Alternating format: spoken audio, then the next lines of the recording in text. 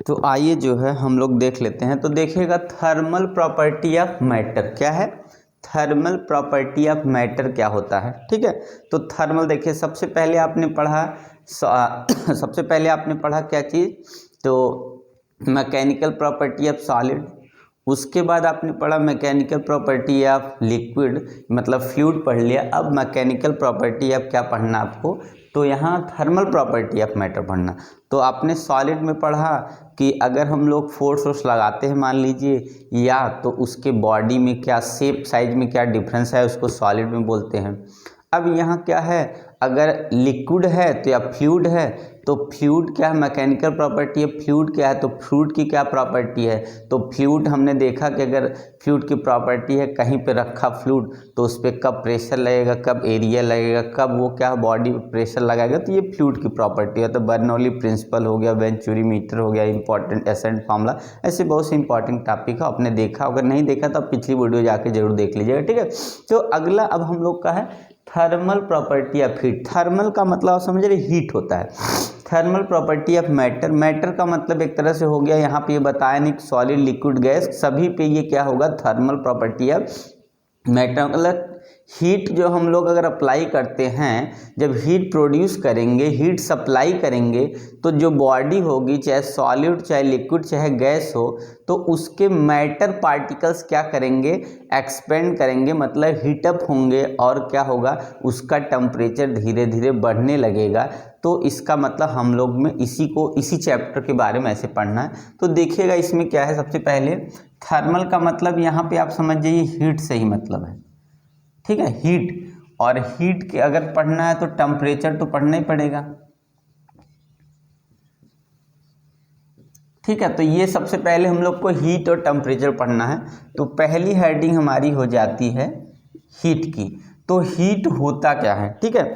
Heat का मतलब अगर हम लोग देखें, अगर हम लोग क्या करें कि व्हेन सर्टेन अमाउंट ऑफ जो है, when certain amount of heat supply in a body, then the body change its coldness and hotness is known as heat। ऐसे भी कर सकते हैं, या क्या करेंगे, the sensation heatness and coldness is known as heat। क्या होगा, the sensation of heatness or coldness is known as, क्या होगा, the sensation of heatness and coldness is known as, the body as heat or cold is known as, क्या हो जाएगा, heat हो जाएगा। इसका मतलब द सेंसेशन ऑफ हीटनेस और coldness is known as heat होता है।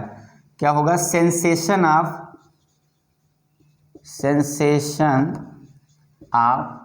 हीट, सेंसेशन ऑफ क्या होगा, sensation of cold and hot, एक तरह से इज नोन एज हीट। कोई बॉडी कितनी गर्म है कितनी ठंडी है उसी को हम लोग बोलते हैं heat. Sensation of cold and hot, हाँ, cold and hot is known as heat. क्या होगा, sensation of cold and hot is known as heat होता है। तो कोई बॉडी क्या है, कितनी क्या है, देखने में हम लोग को सेंसेशन में, या वार्म बोल सकते, क्या होगा, वार्म से भी होता है, वार्मथ भी हो सकता है। वार्म मतलब कितना गर्म है, तो सेंसेशन ऑफ क्या होगा, कोल्ड एंड हॉट, कितना ठंडा है कितना गर्म है, इसी को हम लोग बोलते हैं हीट बोलते हैं। ठीक है, क्या बोलते हैं, हीट बोलते हैं। तो हीट का मतलब ये। और टेम्परेचर क्या होता है, तो टेम्परेचर आपका हो जाता है,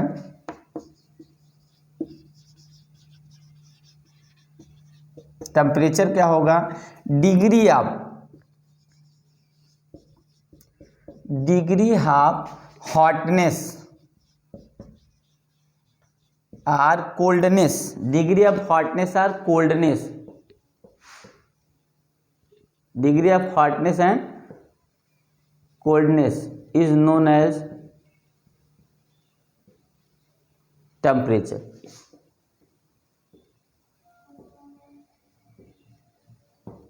तो ये होता है। तो sensation of hot and cold is known as heat, और degree of hotness and coldness is known as temperature. इसका मतलब ये हुआ, कोई बॉडी जो है ठंडी है या गर्म है उसको हम लोग बोलेंगे हीट। क्या बोलेंगे? अगर कोई बॉडी क्या है, ठंडी है, गर्म है, मतलब हीट है या कोल्ड है, उसको हम लोग बोलेंगे हीट बोलेंगे।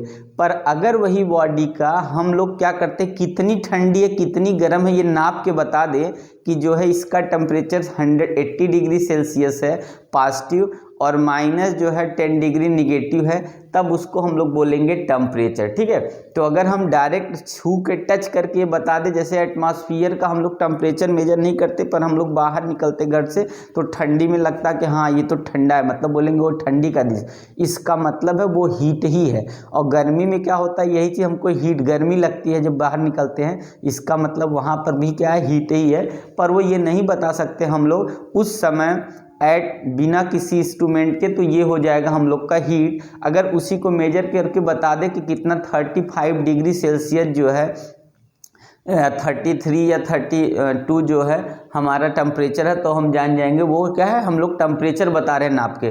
तो इसमें क्या होता है, सिर्फ सेंसेशन पता चलता है, इसमें डिग्री ऑफ सेंसेशन कितना हीट है कितना कोल्ड है कितना गर्म कितना ठंडा ये बताएंगे तो टेम्परेचर में आ जाएगा। और सिर्फ सेंसेशन हो ठंडा गर्म का तो उसको हम लोग हीट बोलेंगे। ठीक है, आया समझ में? तो हीट का जो यूनिट होता है, वैसे हीट का फॉर्मूला अगर हम लोग देखें तो W इज इक्वल होता है कितना, अगर देखेंगे आप हीट इक्वल कितना हो जाएगा आपने, तो कितना हो जाएगा आप बताइए। H इक्वल कितना होता है, H इक्वल हो जाएगा W/T। ठीक है, क्या होता है, H इक्वल कितना होगा आप बताइए पहले, एक मिनट। अगर आपने देखा होगा हीट का जो फार्मूला होगा, कोई भी हीट का फार्मूला अगर आप देखते हैं, हीट इक्वल टू होता है, हीट का जो होता है जूल, और जूल का मतलब अगर हम लोग लेते हैं तो W equal to F into कितना होता है, D होता है। तो अगर हम लोग हीट का फार्मूला देखें तो सबसे पहले तो अगर हम लोग देखते हैं तो ऐसे W इज इक्वल क्या लिख देते हैं, क्या लिखते हैं, फोर्स इंटू डिस्प्लेसमेंट, ये वर्क होता है। पर यहाँ पर अगर हमको लिखना हीट का फार्मूला तो W/Q is equal to J, ये हीट का फार्मूला बनता है। इसका मतलब ये हुआ कि W वर्क डन हुआ, जितना हमारा मैकेनिकल वर्क हुआ, हीट सप्लाई किए जितना मैकेनिकल वर्क डन हुआ, मतलब हो जाएगा output upon input is equal, ये क्या हीट है, यही हमारा हीट होगा। यहाँ पे हीट को रिप्रेजेंट करने के लिए J का यूज किया था, तो W/Q मतलब ये work done, mechanical work done upon heat supply, amount of heat supply is equal कितना हो जाएगा, तो ये हमारा हो जाएगा, इसका मतलब ये J से रिप्रेजेंट करते हैं। तो इसकी यूनिट कितनी होती है, तो इसकी यूनिट होती है जूल। हीट की यूनिट क्या होती है, जूल होती है। ठीक है, हीट की यूनिट जूल, और स्टैंडर्ड यूनिट क्या होता है, कैलोरी होती है।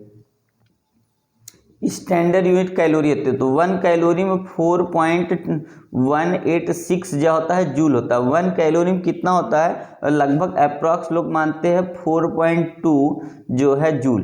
ठीक है, तो 1 कैलोरी में कितना जूल होता है, तो 1 कैलोरी में होता है 4.186 जूल होता है, और यह 1 कैलोरी में 4.2 क्या है, 4.2 जूल लिख सकते हैं। अगर इसको और स्टैंडर्ड बदलना है, किलो कैलोरी में बदलना है, तो ये आपका हो जाएगा 4.2 इंटू कितना हो जाएगा, 1000 जूल में बदल जाएगा। और वैसे जो है आपको बदलना है 1 किलो जूल में बदलना है सिर्फ, तो आपका हो जाएगा 1000 जूल हो जाएगा। ठीक है, तो ये आपकी यूनिट और एक हो गई। ठीक है, आया समझ में? तो इस तरीके से आप समझ सकते हैं। तो आइए हम लोग अब आगे इसमें और इसी क्रम में बढ़ते हैं। ठीक है, कोई दिक्कत नहीं।